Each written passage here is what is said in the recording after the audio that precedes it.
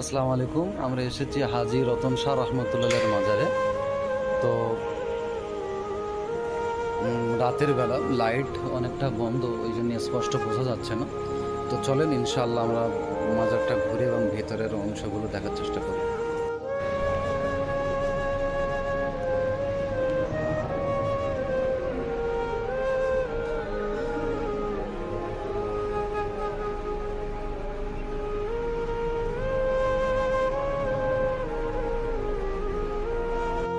এখানে আরেকটা জিনিস দেখেন, এই যে কলেমা শরীফ লেখা আছে লা ইলাহা ইল্লাল্লাহ মুহাম্মাদুর রাসূলুল্লাহ আলিউল্লাহ, তারপর নিচে আছে ইয়া ফাতেমা ইয়া হুসাইন ইয়া হাসান ইয়া হুসাইন।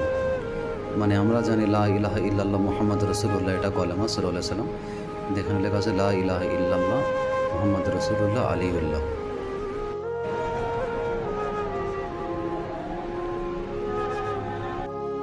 এটা হাজী রতন শাহ রহমতুল্লাহের মা।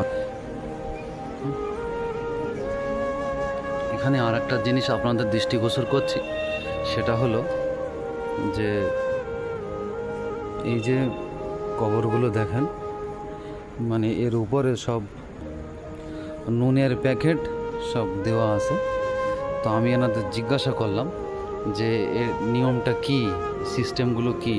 তো ওনারা বলল যে এই সব নুনগুলো সব পড়া নুন আছে। আমরা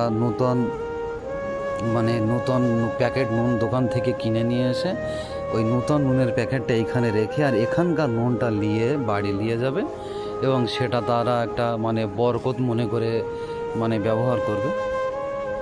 যেটা আমি মনে করি এটা এক ধরনের একটা শিরিক, কেননা এরকম ধরনের কাজ কারবার আমাদের কোরআন এবং হাদিসের নবী পাক সাল্লাল্লাহু আলাইহি ওয়াসাল্লাম থেকে কোনো কথাবার্তা কিছুই বর্ণিত হয়নি। আরও আপনাদের একটা জিনিস দেখাই, নুনের টাল দেওয়া আছে, যেখানে অনেকগুলো নুনের প্যাকেট রাখা আছে। এনারা বলছে যে এগুলো পড়া নুন রাখা আছে, নতুন প্যাকেট দোকান থেকে কিনে নিয়ে এসে ওখানে রেখে এই পড়া নুনের প্যাকেট ওনারা সব একটা একটা করে নিয়ে যাচ্ছে। আমি আপনাদের দেখাচ্ছি।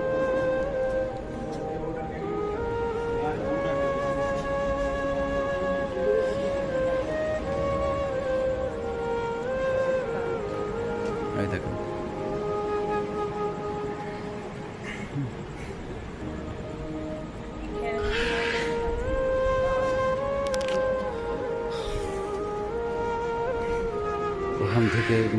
ওখান থেকে তেল নিচ্ছে সব বরকত।